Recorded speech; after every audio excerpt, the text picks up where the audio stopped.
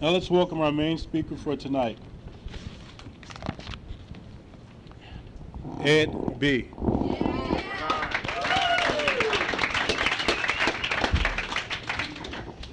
I'm Ed, alcoholic addict. And it's not going to stay up, David, don't worry. My wife will tell you that. At any rate, I'm very happy to be here, and I really enjoyed Abby. Thank you for your share. And if you were a yapping little, chihuahua, I was an angry and growling Doberman when I came in here. And I certainly made my feelings known. And I'll try to make them known tonight. And as Johnny said, one of our birthday people, honesty is the easier, softer way there. Where'd he go? He's around here somewhere. But that is the easier, softer way, as it turns out. Just easy to keep track of the truth. And it's the best way to go. And I'll tell you the truth for me tonight. And it is the absolute truth. This is as high as I ever wanted to be, right now, today. This is how high I wanted to be on Coke, and this is how high I wanted to be on alcohol.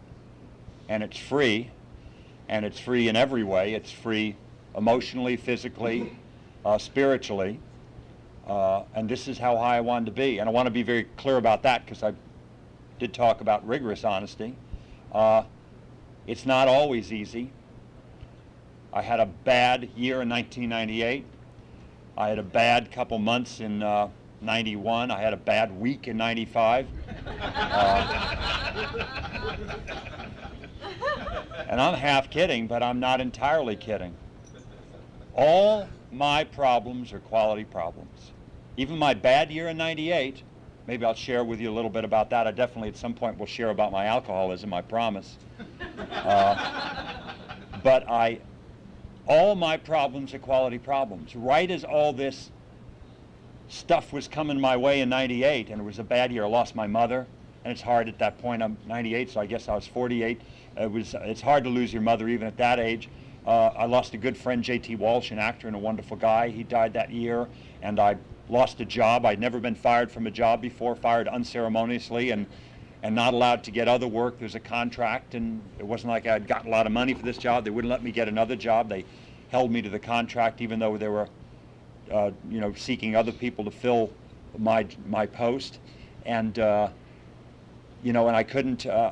Finances were tough that year. I kept waiting for my tax return. It would never come back, and it was terrible. And it was like they kept saying, "Well, you didn't file the Schedule C," and I had filed the Schedule C. I sent them that. "You didn't file a 2106." I had sent them the 2106. "You didn't send a Schedule A." Finally, talked to someone who knows about the IRS. I said, "What is it? Why do they keep asking?" I said, "Oh, they lost your form, dude." They lost the whole thing. It's not like they're just different departments are asking for this. It got chewed up by a machine or fell behind a filing cabinet. It's gone. You got to send them the whole thing, and it'll all be over. But at that point, it was months and months, and I didn't have that money. And I also noticed that there was something I figured, well, I'll refinance, a house. I don't have a mansion, believe me. I got a little 2-bedroom house, and I'll get some money from that to live on. I'll refinance my house. But I noticed I was getting this weird mail at my house to Jerry and Benita Chong. Anybody? Okay, I didn't know them either. I'd never heard of them, but I figured somebody filled out a form, and just put down the wrong address, and so I was getting mail at my house for Jerry and Benita Chong. But then I finally noticed there was a theme to the mail for Jerry and Benita Chong that came to my home.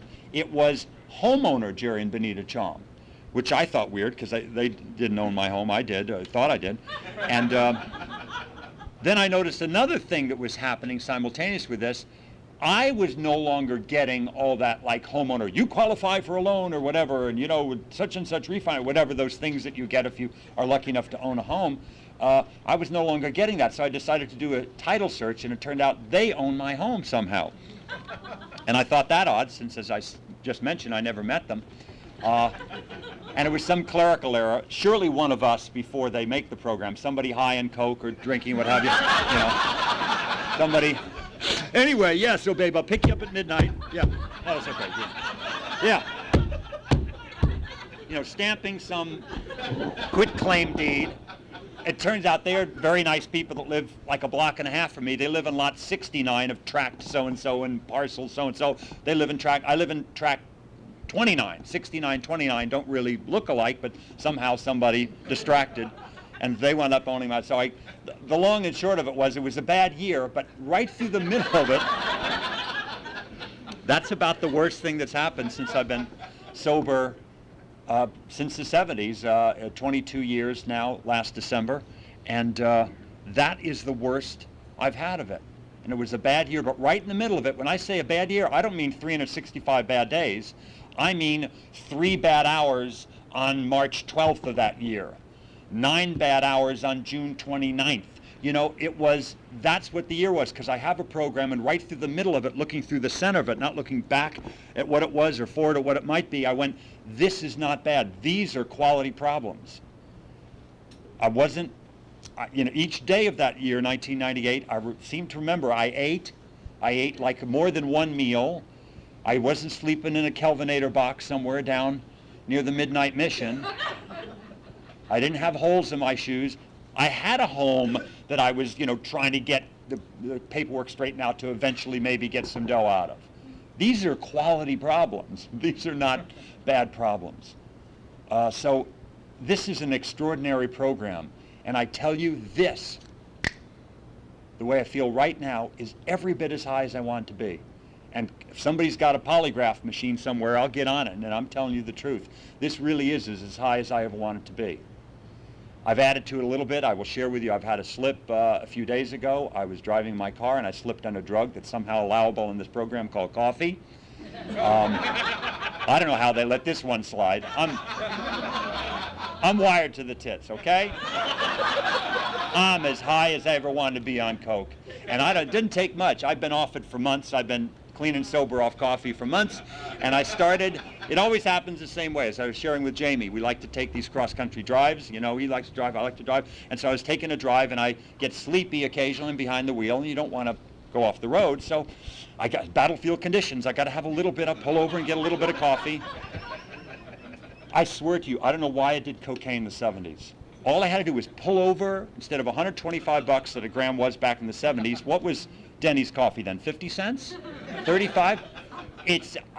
And I've had half a cup today. I had half a cup of coffee. I'm hammered and wired to the tits right now. I don't know how I missed this somehow back. And I need coffee, as Jamie and others know. I'm like wired already. I hit the ground running in the morning without coffee. I was clean and sober off coffee for months until a few days ago on this concocted trip, and I hit the ground running, and that's just the way. It's actually, when I just thought about it for a moment, this is also my wife's fault, because I make her coffee every morning. I bring her coffee. It's like, hey honey, lay me out a couple lines, would you? Oh sure.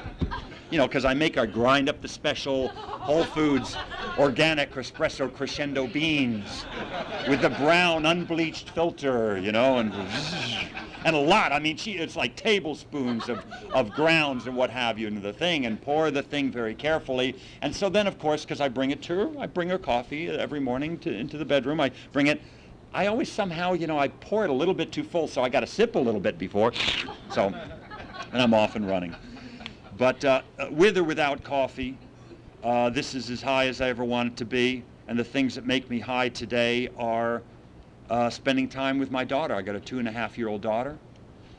That's heaven on earth. I get to spend this time with her. And because I'm not off sitting in bars or scoring coke or doing those crazy things that I did back in the 70s. I have 2 grown kids. As I said, I got sober this last time in 1979. I'll talk about some of those steps to get there, some of the times I tried AA from 76 through 79. I'll touch on that in my drinking. But my grown kids, I got also a girl 24 and a boy 23. They never really knew me drinking. I was trying to get sober for the first year of my daughter's life, and very much sober my son's whole life. So they've grown up with that. And my wonderful 23-year-old son now sober. My daughter doesn't appear to have our disease and may never be thus. But again, my bad year in 98, quality problems. People stand up at this podium, and if I can impress on only one thing, people stand up here sober and stay sober with life-threatening diseases, with terminal diseases, and they show up every day. And they lose, not a parent as I lost in 98, they lose their kids, and they keep coming here. And I won't dwell on that for people who have kids. That's the the ultimate nightmare. And people keep coming to these meetings with those kind of problems. Now again, that's no reason to go out, because it's not going to make your situation any better, whether it be a terminal disease or losing a child or losing something very difficult. These are hard things, but people do it. They stay sober and they keep coming back here with these real problems. And I think those are real problems. I haven't had any real problems, when I look back at it, with the things I thought were real problems, my whole sobriety. Bad week in 95, bad part of a year in 98, you know. I mean, it's been pretty good. God gave me an incredible gift. And I just, I don't know how it is, but I know that it is. And I'm just so happy. I want to, before I forget, to thank Patty for asking me to come and speak, and Johnny for his birthday, and Guy for his years. Last time I was in this area, I saw him at a meeting, and it's just great. And Abby, thank you for your share. I drank. I need to talk about my disease a little bit here before talking about today and all the wonderful things in sobriety. I qualify. I drank a quart of vodka every day from 71 through 78. And when I say I drank a quart of vodka from 71 through 78, I missed maybe a few days each of those years. And when I say I missed a few days, I mean I drank a six-pack or two. That was my idea of being sober. During those few days a year, I missed drinking a quart of vodka. And I would buy a bottle of vodka. I would drink it. No one else would drink any of it. Stoli when I had the money. Old Fed Cal when I didn't. And I would drink it alone. Or, often, that was more rare. I would go out to a place like Tana's, that several people here know. I would go out to Tana's, a place, and you'd watch Michael at the bar, and he poured a 2-ounce double, and I'd drink 16 of them, and I think that's a quart, isn't it, folks? 32 ounces, I think, is about a quart. And I'd drink 16 of them a night, and I'd get in my car, and I'd drive home. And if you don't believe in a higher power, I don't know what to tell you. How I didn't kill someone or myself driving home for 71 through 78, I mean, that high, I just don't know how it's possible. One night I drove home I had had a lot of, this was a night I had a lot of gin. I was drinking gin for some reason that night. I drank a lot of it, about a quart, and then I took a Quaalude, and I took another half, and I took another half. I drank 2 Quaaludes, and I had about a quart of gin in me. And I was in the valley, and I had a drive where I lived then, Olympic and Fairfax, where it all kind of, San Vicente, Olympic, Fairfax merges. And so I took the freeway. And I don't know if you can see how thick these glasses are. I can't see that well anyway, okay? I'm starting off with a disadvantage. And I was so blind drunk. I'm going to make a statement here, and it's I'll just try to be very specific. I couldn't see.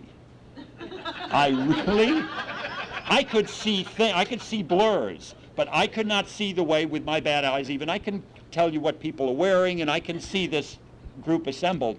I couldn't see anything like this kind of detail I can see now. Not even close. I saw lights, taillights when they got brighter, when someone was stopping, and I literally drove home, thanks to a guy, his name was Bot, because of Bot's dots. You know, the little bump, bump, bump, too far to the left. I drove by sound. I could hear fine. Bump, bump, bump, too far to the right.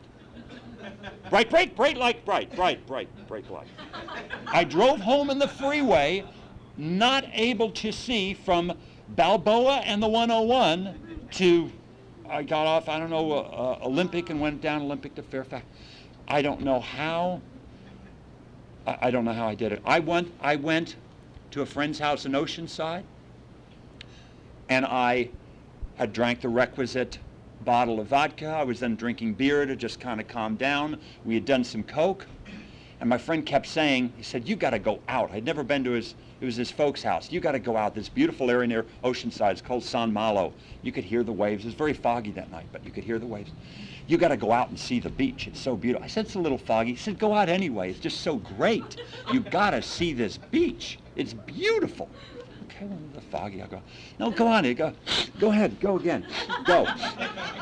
Yeah, hey, I got to see the beach. Fine, okay, I'll go see the goddamn beach. I don't have a little more beer. I got to have a shot. And I can't see that well anyway. And I'm going, I can't feel the water, but I can hear the the ocean's getting louder. I'm walking towards the ocean. I'm not turned around. I can look behind. I can dimly see the lights of the house behind me. And get, where the hell's the ocean? I can't, where am I? When am I going to feel the water in my feet? I can't feel the water. And then suddenly, in just like a second, in a flash, it's Goofy goes hang gliding, you know. Whoa!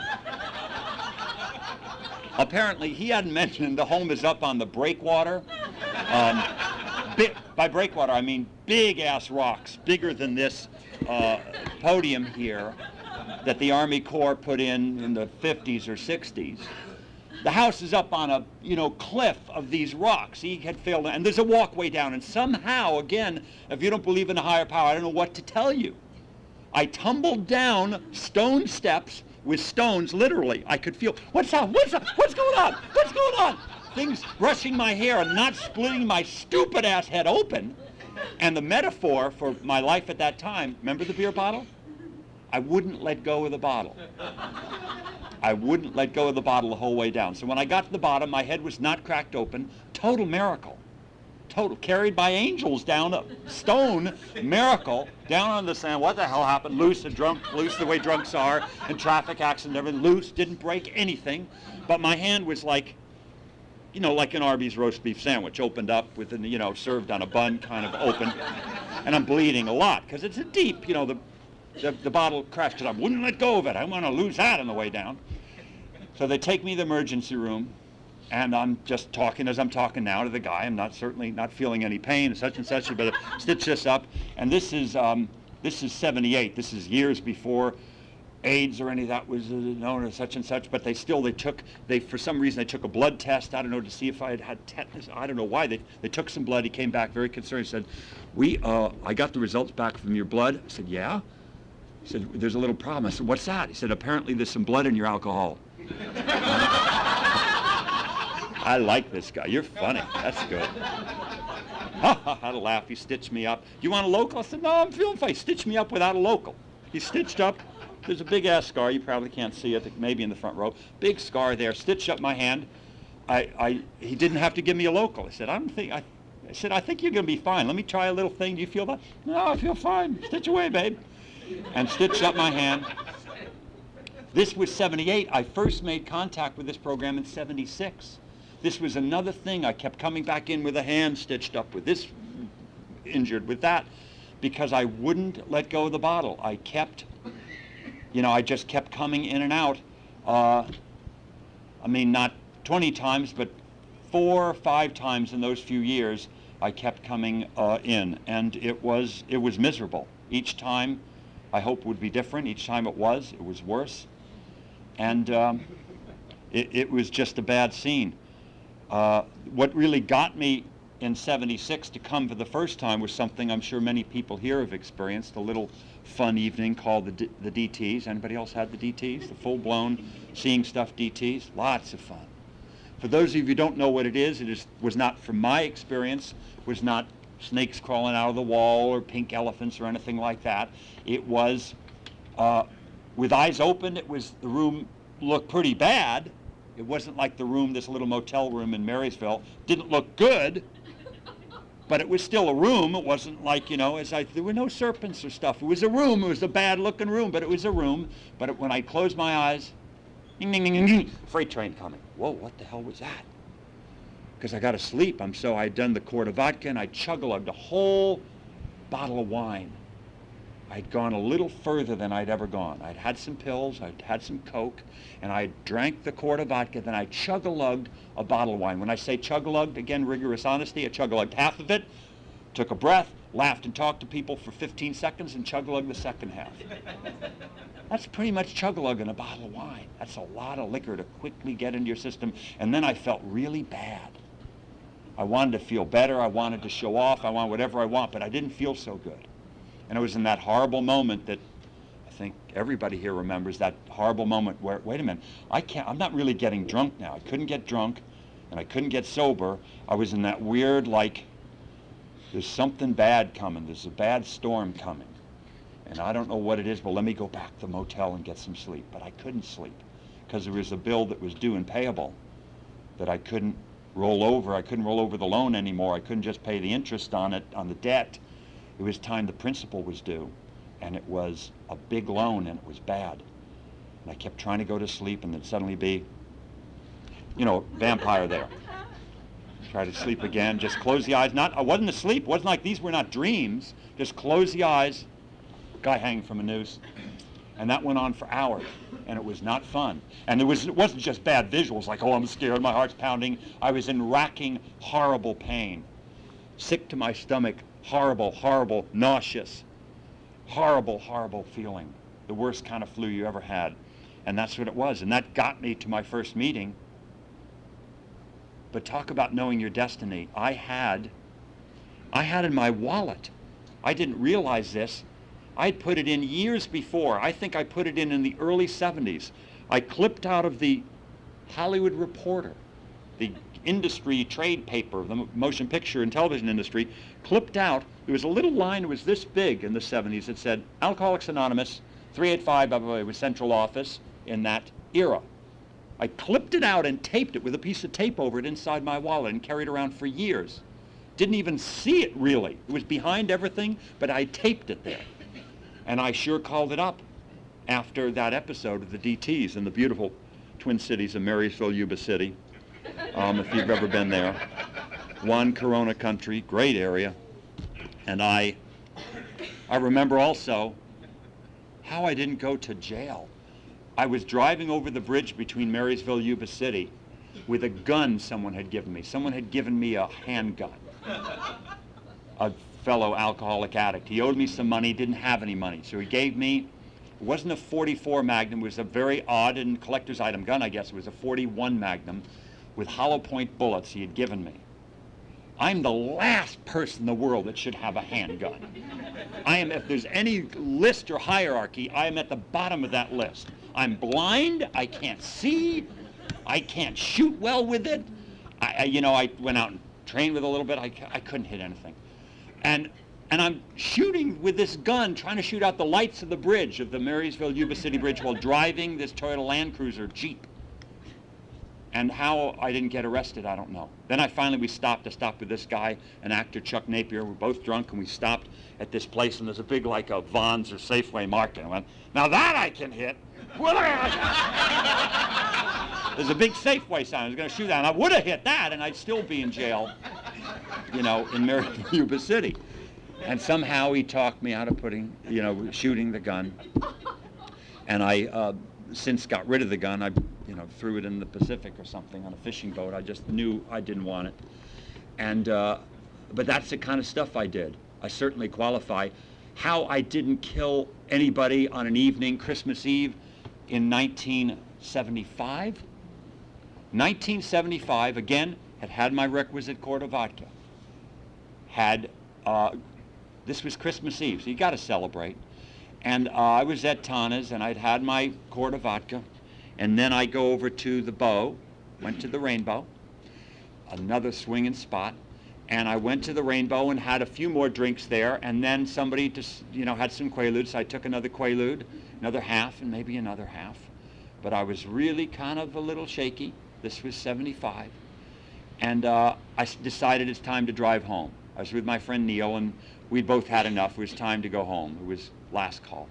So I started to drive. I left the Rainbow, and I started to drive from around Doheny and Sunset there, heading east on Sunset. And I was talking to my friend Neil as I was driving, and he got this weird look on his face. Like I didn't know what that look meant. And then I realized I had been looking at his face instead of the road for a while. And I turned around to look at the road, and there was San Vicente, and there was a red light in front of me, and there was traffic in front of me. And I was just a few yards from the traffic when I decided to look back at the road. So I scrape alongside this one vehicle, a 68 Impala with 4 large dudes from the inner city in it. Rake alongside that, scraping, ruining the right side of their car. Hit a little Honda Civic, carrying it through the intersection. And a guy gets out on a cane already. Rigorous honesty. Been in a skiing accident. He's injured before I meet him. And he gets out, looking at me like, what the fuck? And then 4 guys, you know, and to the right, oh, let me not forget, the whole cast of characters. I don't hit them, but they're looking at me like, yeah? Our two, this is before there is a West Hollywood, the 75, it's 2 of the Sheriff's Department dudes.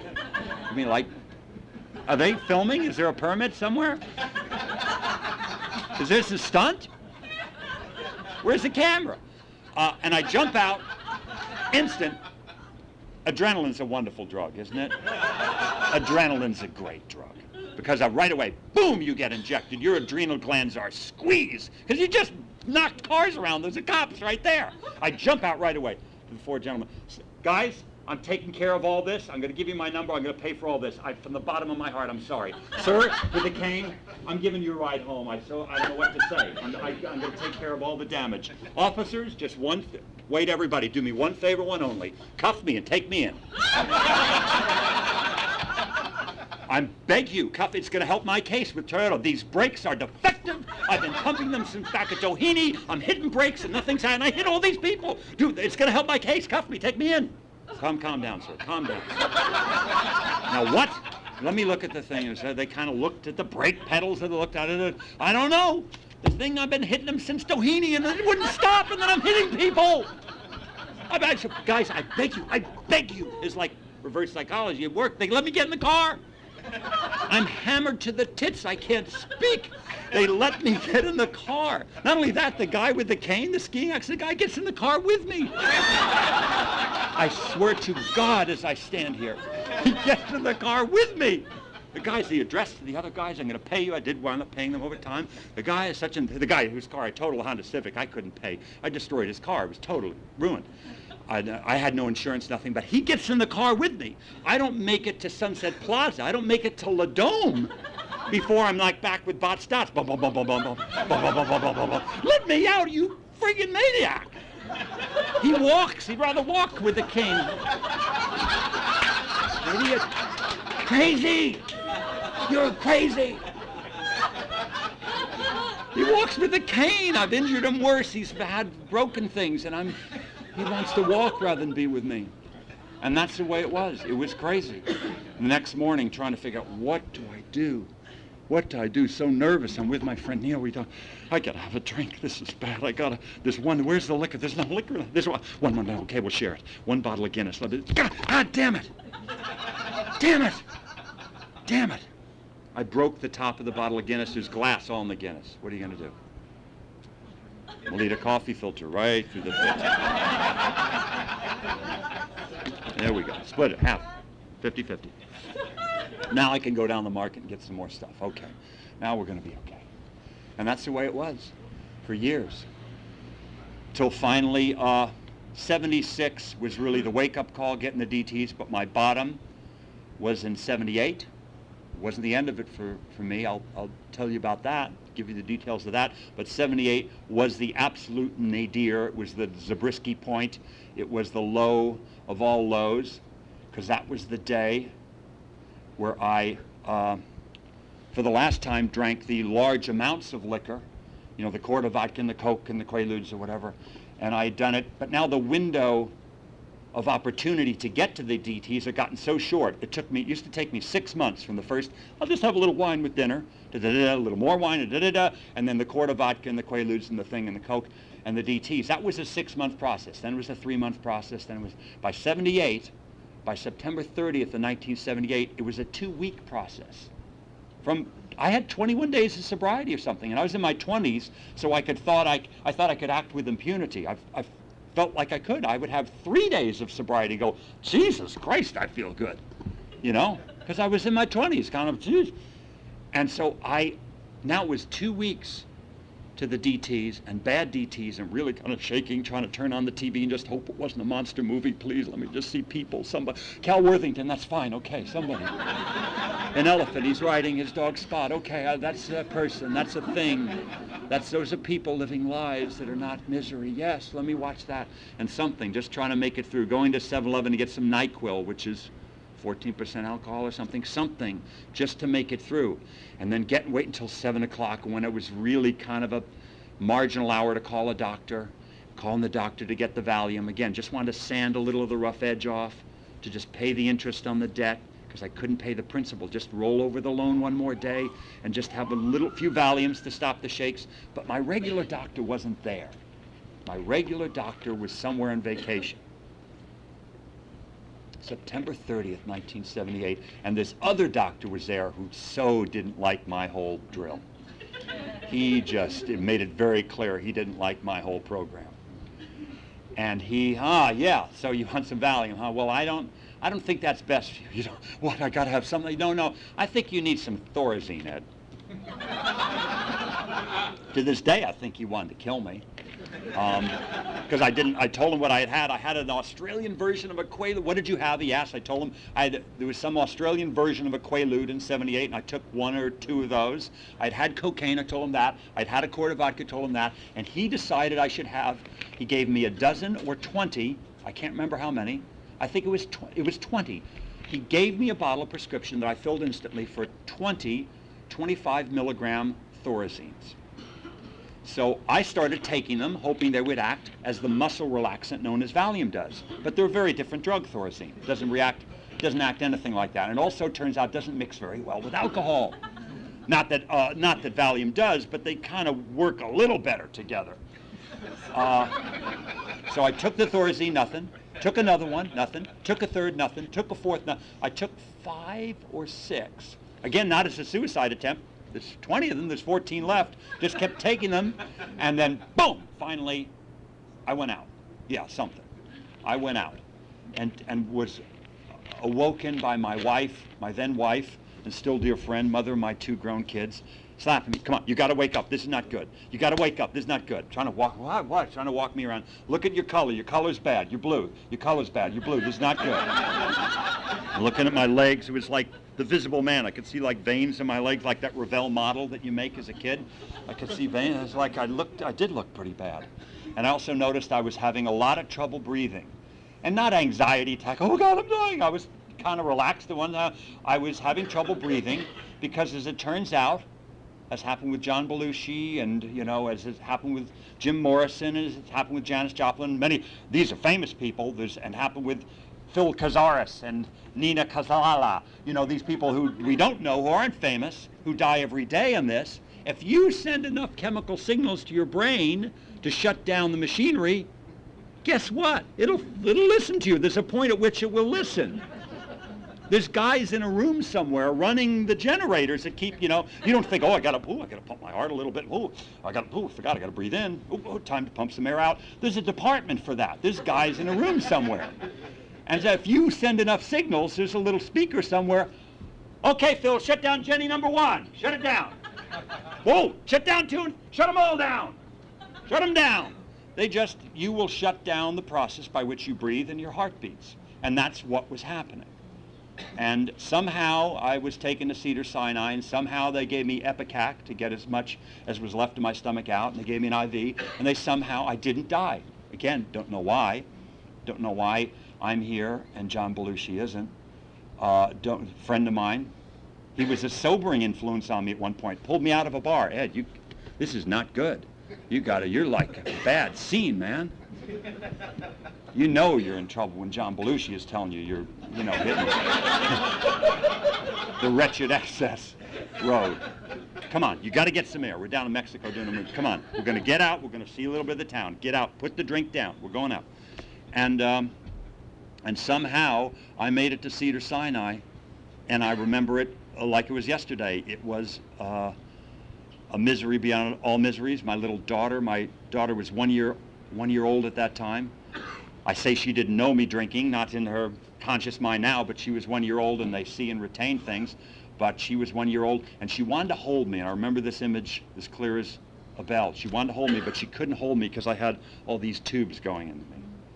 And that really made me sicker than I was. It made me sick in that other way, like dirty, and it made me feel like a piece of crap. It made me feel like what I was, a bad father, and a guy that didn't deserve to have a beautiful daughter, and a wife that loved me, and all those things, and the things that I had.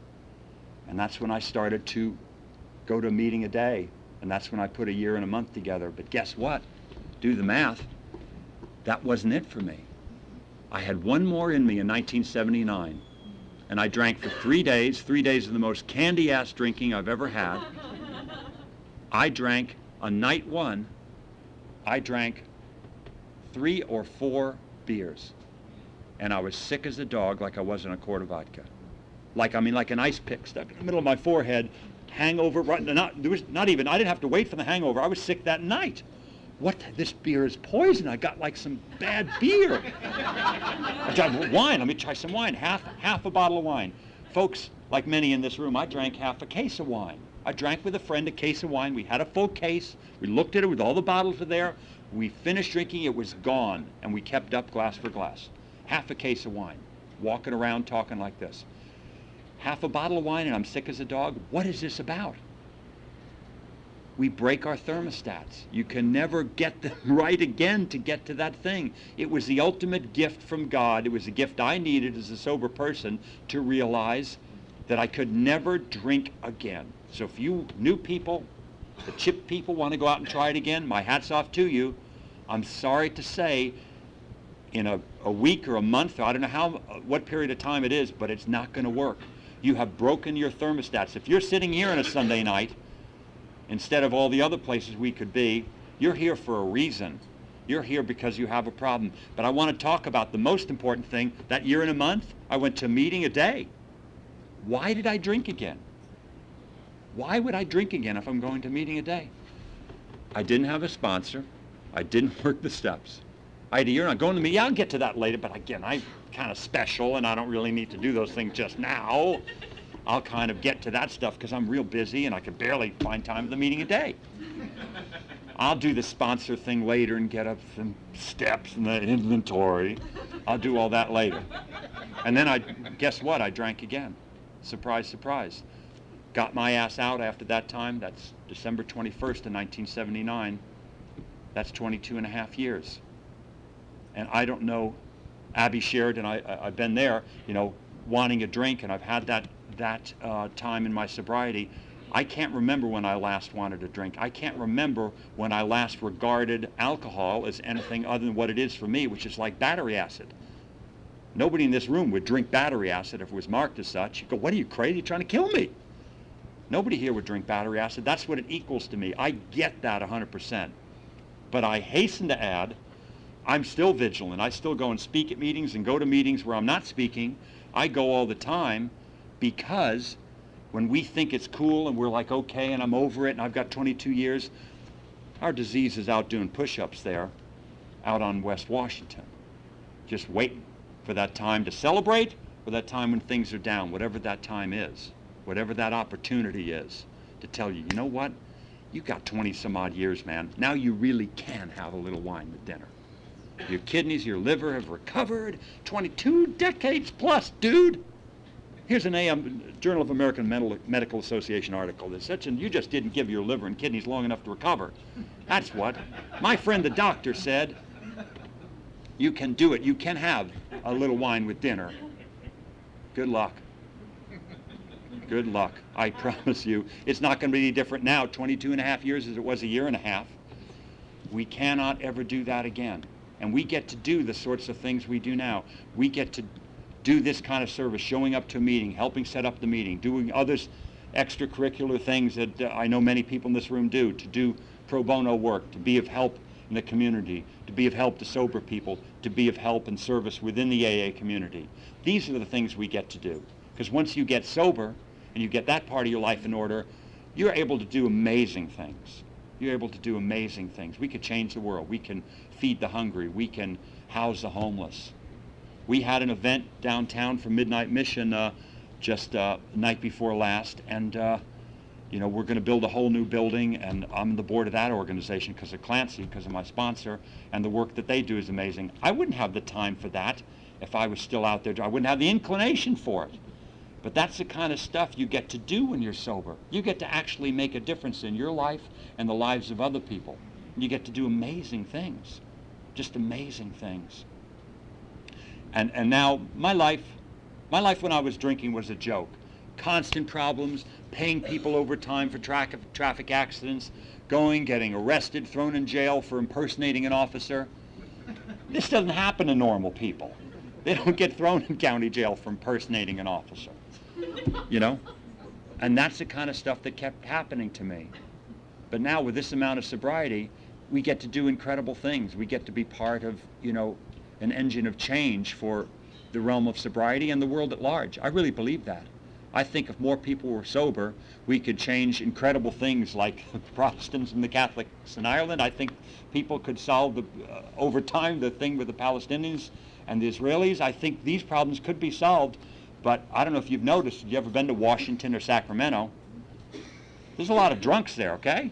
There's a lot of people, not to name names or take anybody's inventory, but I'm telling you, there's a lot of people high in government all over the world. You know, it's hard to get a lot done when you're really hammered and toweled on some kind of substance. But that's the way it is. That's what's going on out there in the world. And that's what we don't have to do. We get to do this other thing, showing up at this meeting. And if you had a meeting, many of you have heard this metaphor, but for the newcomers, it's a good one, and listen to this.